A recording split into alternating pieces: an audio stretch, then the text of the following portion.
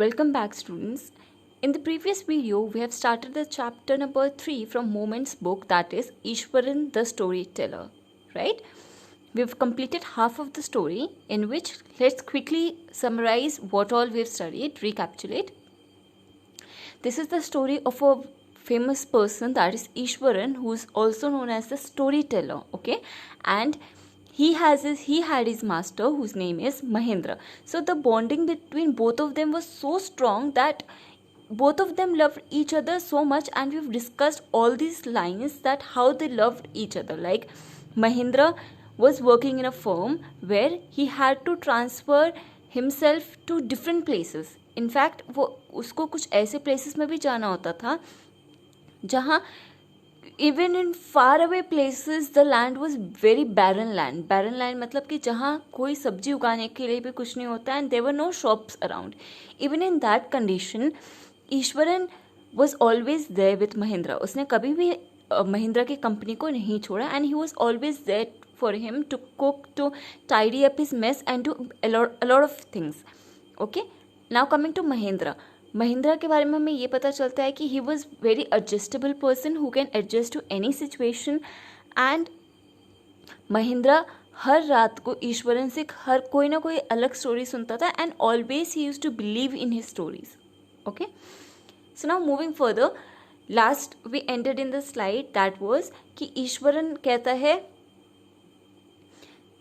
About his village when he was talking when he was in primary class. So जब एक elephant इनके school में आता है, इनके हर एक चीज़ को अटैक करता है, तो वो बताता है कि I went below in the ground, और मैं वहाँ उस बीस्ट किसको बोला गया है यहाँ, एलिफेंट को, एलिफेंट के सामने आ गया था. Now let's see what is going to happen.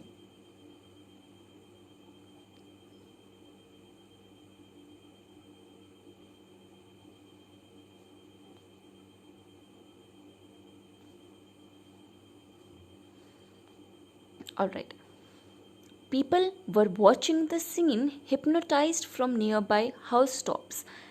People were watching. Who are the people here? The people who were present in the school. जैसे हमने पढ़ा था कि all the teachers and students वो टेरेस में चले गए थे, because obviously वो नीचे आ नहीं सकते थे, तो वो टेरेस से हर चीज़ देख रहे थे. Watching the scene, hypnotized means, hypnotize कब होता है एक पर्सन, जब वो सिर्फ आगे की चीज़ें देख रहा होता है. ओके, तो अब लोग ऑब्वियसली कुछ कर नहीं सकते थे, तो they were just there to just see from the roof top. The elephant looked at me red eyed why, because the elephant was very angry, ready to rush towards me. जैसे elephant ने ईश्वरन को देखा, he was ready to rush towards him. It lifted its trunk and trumpeted loudly. As you can see in the picture, the elephant has lifted its trunk and trumpeted loudly. मतलब जब elephant अपनी आवाज़ निकालता है to express his anger. At that moment, I moved forward. Who is I here? Ishwaran. Ishwaran moved forward and mustering मतलब putting together all my force. He was putting together all his force, क्योंकि वो although he was very small at that time, to fight with a very giant elephant. Wagged its third toenail on the quick. Wagged का मतलब होता है उसने बहुत जोर से किसकी थर्ड टोनेल में मारा, एलिफेंट की. The beast looked stunned for a moment, then it shivered from head to foot and collapsed. See now what happened? As soon as Ishwaran came down, तो उसने क्या किया था, एलिफेंट के थर्ड टोनेल पे उसने इतने ज़ोर से मारा कि एलिफेंट वो स्टन, मतलब वो थोड़ी देर के लिए वहीं खड़ा रहा, एंड कुछ टाइम के बाद he fell down.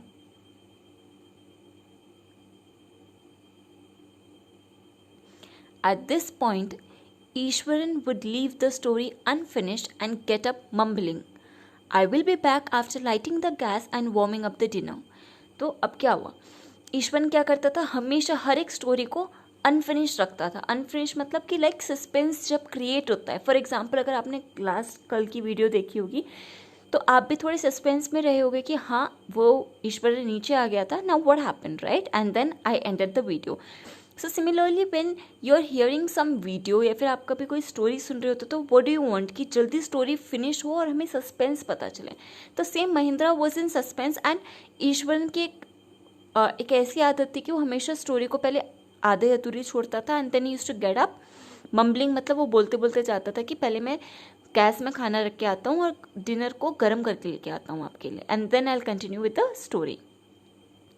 Mahendra who had been listening with rapt attention मतलब वो पूरा फैसिनेटेड था. ही वॉज, क्योंकि मैंने पहले भी बताया था, ईश्वरन जब भी कोई भी स्टोरी किसी को भी नरेट करता था वो पूरे एक्शंस के उससे करता था, ताकि रीडर को, जो सुन रहा है, लिसनर को ऐसा लगे कि एक्चुअली में वो भी इन्वॉल्व्ड है. ठीक है, वुड बी लेफ्ट हैंगिंग, मतलब वो जिस अटेंशन में रहता था तो वो अटेंशन वो पूरे नहीं कर पाता था. वाई? बिकॉज ईश्वरन बीच में छोड़ के चले जाता था स्टोरी को अनफिनिश किए हुए. When he returned, Ishwaran would not pick up the thread of the story right away. मतलब वो वहाँ से कंटिन्यू नहीं करता था जहाँ से उसने छोड़ा था. Mahendra would have to remind him that the conclusion was pending. So now when he used to come back, तो महेंद्र को बताना पड़ता था कि तुमने कंक्लूजन दिया ही नहीं. Tell me the full story soon. Well, अब ये कौन बोल रहा है? Ishwaran is continuing with the story here. Well, a veterinary doctor was summoned. मतलब जब हम किसी को कॉल करते हैं. Why veterinary doctor? A veterinary doctor is a person who treats animals. ठीक है, तो ऑब्वियसली अगर एक एनिमल इंजर हुआ है, वो गिरा है, तो हम किसको डॉक्टर, हम नॉर्मल डॉक्टर को बुला नहीं सकते, because normal doctor can not deal with animals. So they called a veterinary doctor to revive the animal मतलब उस एनिमल को अपने सेंसेस में लाने के लिए. ईश्वरन वुड श्रग कैजुअली, मतलब वो कैजुअली स्टोरी सुना रहा था. 2 days later, it was led away by its mahout to the jungle. Like in the previous video, I told you who is a mahout who trains elephants. So, well, how did you manage to do it, Ishwaran? How did you bring down the beast? Now, who is saying this? Well, how did you manage to do it? ये महेंद्र कह रहा है. Now he is asking कि how, because he was in junior class. That means he was either from 1st to 5th class. So वो पूछ रहा है कि how did you manage to bring down a beast, that too a very giant animal? Now Ishwaran is saying this. It has something to do with a Japanese art, I think so, karate or jujitsu it is called. Now what is it, what explanation is he giving कि मैंने ये कैसे सीखा. एक karate का एक art होता है जिसे हम जूजित्सु कहते हैं. I had read about it somewhere. It temporarily paralyzes the nervous system. You see?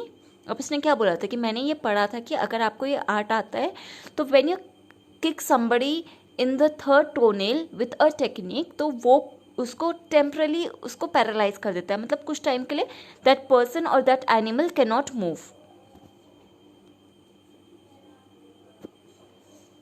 Not a day passed without Ishwaran recounting some story packed with adventure, horror and suspense.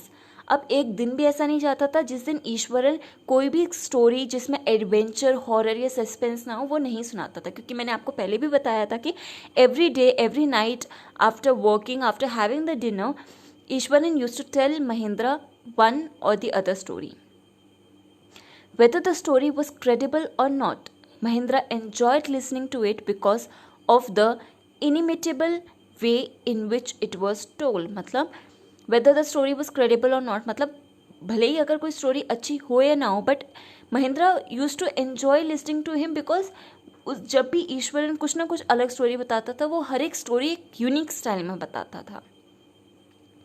Eswaran seemed to more than make up for the absence of a TV in Mahendra's living quarters. मतलब ईश्वरन हमेशा Mahindra morning में वो चले जाता था and then at night when he used to come, तो obviously हमेशा ईश्वरन रहता था कि उसको हमेशा एक स्टोरी सुनाता था. तो उनके घर में जो लिविंग क्वार्टर में महेंद्रा रहता था, महेंद्रा और ईश्वरन, उनके घर में कोई टीवी नहीं थी. क्यों नहीं थी? क्योंकि ऑब्वियसली महेंद्रा का टाइम पास किससे होता था? ईश्वरन की स्टोरी सुन के. One morning when Mahendra was having breakfast, Ishwaran asked, "Can I make something special for dinner tonight, sir?" Now one day when Mahendra was having breakfast, तो ईश्वरन ने पूछा कि सर क्या आज रात में मैं डिनर के लिए कुछ स्पेशल बनाऊं?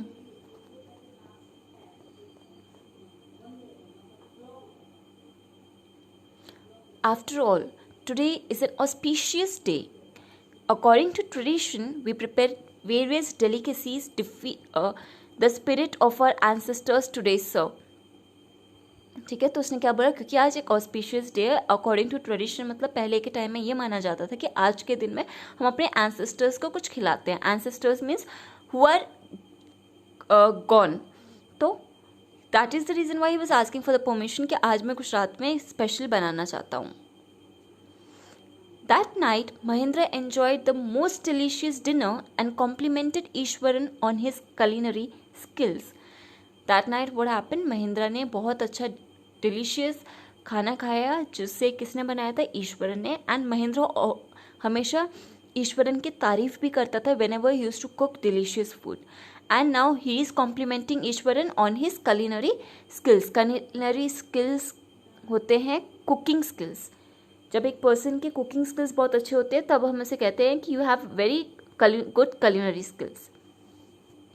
He seemed very pleased, but unexpectedly launched into a most garish account involving the supernatural. मतलब now we are talking about Eswaran here. अब ईश्वरन एक स्टोरी जो उसको सुनाने वाला था, that was in that supernatural thing was involve. Supernatural thing होता है जब हम किसी घोस्ट से रिलेटेड बात कर रहे होते हैं.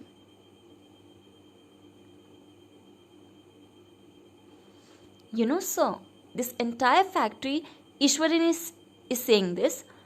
You know, sir, this entire factory area we are occupying was once a burial ground. A burial ground means जहाँ हम किसी को when a person dies, हम उस when we bury that person in that place, so that is known as burial ground. So now Ishwaran is saying this कि जो factory area में हम रहते हैं ये पहले एक burial ground था. Mahindra was jerked out of the unpleasant revere मतलब वो जब उसने ये सुना, because if you are going to listen about it कि जहाँ आप रह रहे हो वो एक burial ground था. This is the misconceptions of people that if we live in burial ground the ghost is all around us. Okay, so after hearing this Mahindra was lost in daydreaming. मतलब वो उस चीज़ के बारे में सोच रहा था. He had drifted into after the satisfying meal. After the satisfying meal, why? Because अभी हमने बात की थी कि Eswaran served him very delicious food. I knew on okay, this is KNEW, by mistake it is written NEW. I knew on the first day itself when I saw a human skull lying on the path. Who is saying this? Eswaran is saying this कि मुझे पहले दिन ही पता चल गया था कि यहाँ एक बरियल ग्राउंड था. क्यों? क्योंकि मैंने एक ह्यूमन स्कल को देखा था on the path. As you can see in this picture, this is the human skull, right? He's saying, and this is Eswaran.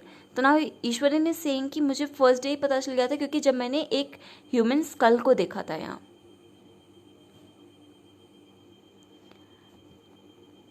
Even now I come across a number of skulls and bones. Because जब भी वो बाहर जाता है सब्जी लेने या फिर कुछ भी होम ग्रोसरीज लेने, तो now he is saying even now I come across many of skulls and bones.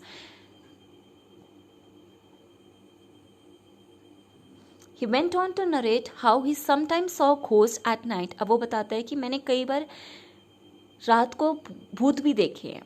I am not easily frighten by these things sir, I am brave fellow. अब ईश्वरन क्या कह रहा है कि मैं इन सारी चीज़ों से डरता नहीं हूँ क्योंकि मैं एक ब्रेव पर्सन हूँ.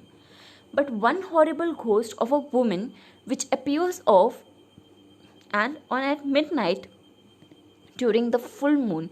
नाउ ही इज सेइंग कि मैं वैसे घोस्ट से डरता नहीं हूँ, बट एक बहुत हॉरिबल घोस्ट है विच आई कम अक्रॉस डेली. और वो मोस्टली कब आते हैं? जब पूर्णिमा की रात होती है, that is full moon. It is an ugly creature with matted hair and a shrivelled face. Matted hair मतलब जिसके हेयर प्रॉपरली टाई अप नहीं होते हैं, क्लीन नहीं होते हैं. And wrinkled, wrinkle means as you can see a lady, एक young लड़की में रिंकल्स नहीं आते हैं. तो this is for sure that the lady that Ishwaran is talking about is about the age of 30. अब उसने उसका डिस्क्रिप्शन क्या दिया कि she is holding a skeleton like a skeleton holding a fetus. fetus is a unborn baby. ठीक है, तो वो कहता है कि मुझे एक हर फुल मून नाइट में हमेशा एक हॉरिबल घोस्ट दिखती है जिसके हाथ में एक फीटस रहता है.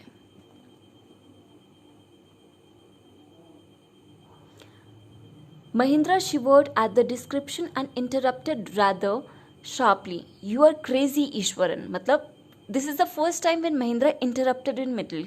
Earlier we have studied that Mahindra हमेशा उसकी स्टोरी को चुपचाप सुनता है.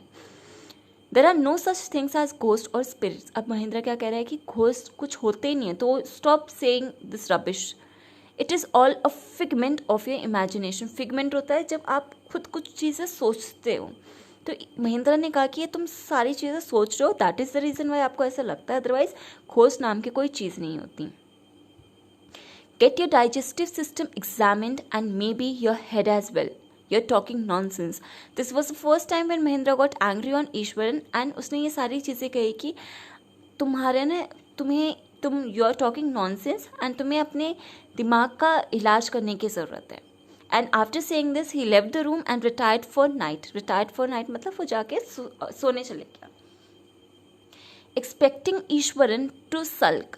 सल्क मीन्स उसको ऐसा लगा था कि अब क्योंकि this was the first time जब मैंने ईश्वरन को स्टोरी में भी इंटरप्ट किया और मैंने इसको ये सब कहा, तो माइट भी नेक्स्ट मॉर्निंग उसका मूड खराब होगा.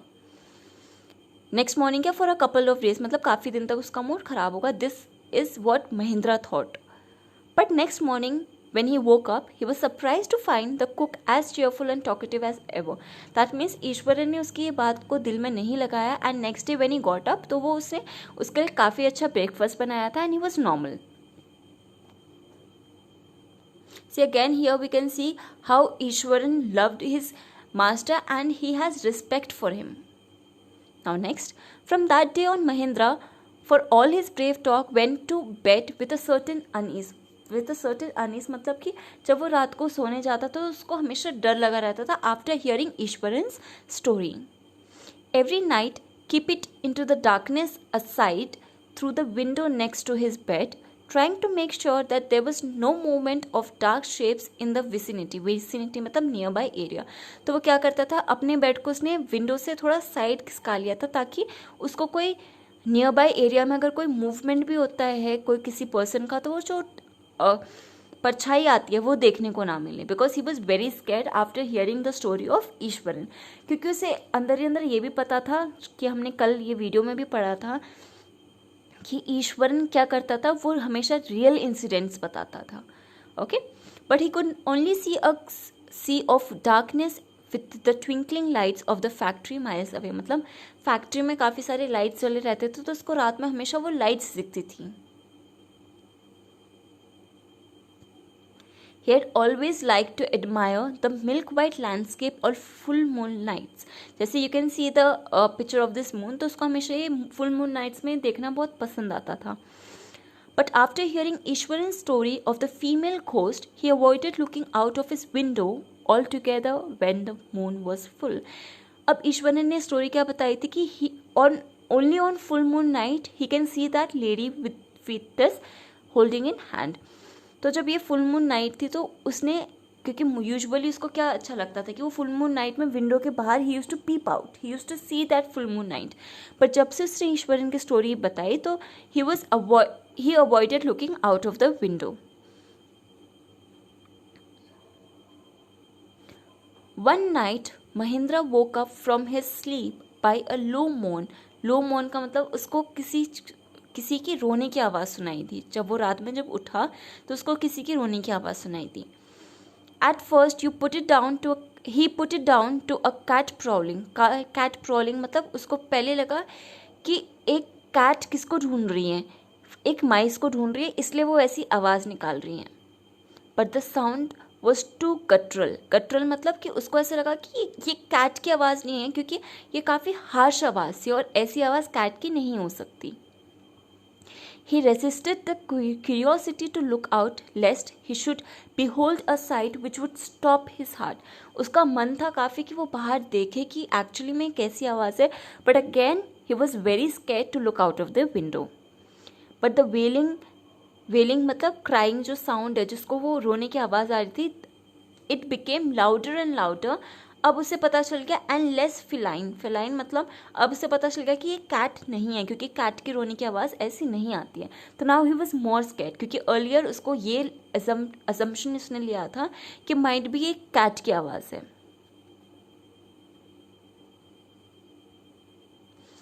He could not resist the temptation anymore. Resist the temptation मतलब अब उसने काफ़ी ज़्यादा अपने आप को कंट्रोल कर रहा था कि that I don't want to look out of the window. Lowering himself to the level of the window sill, he looked out of the white sheet of moonlight outside.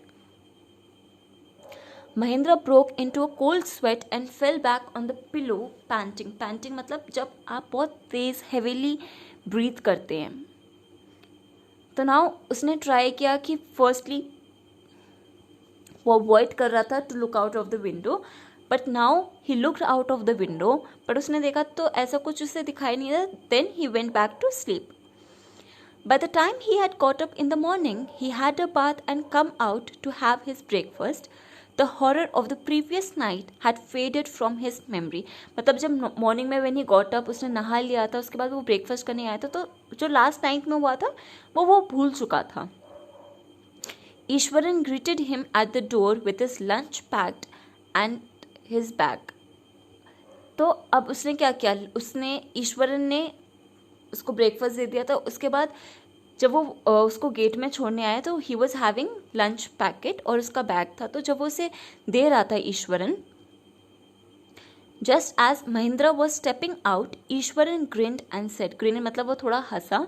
जब महिंद्रा जा रहा था तो ईश्वरन ने क्या किया, वो थोड़ा हंसा और उसने कहा, sir, remember the other day when I was telling you about the female ghost with a foetus. You were so angry with me for imagining things. अब वो क्या कह रहा है कि सर आपको याद है एक बार जब मैंने आपको वो स्टोरी बताई थी, वो lady who was holding a foetus in her hand, तो आप मुझ पर गुस्सा हो गए थे और आपने मुझे गुस्सा किया था कि तुम ऐसी चीज़ें क्यों सोच रहे हो.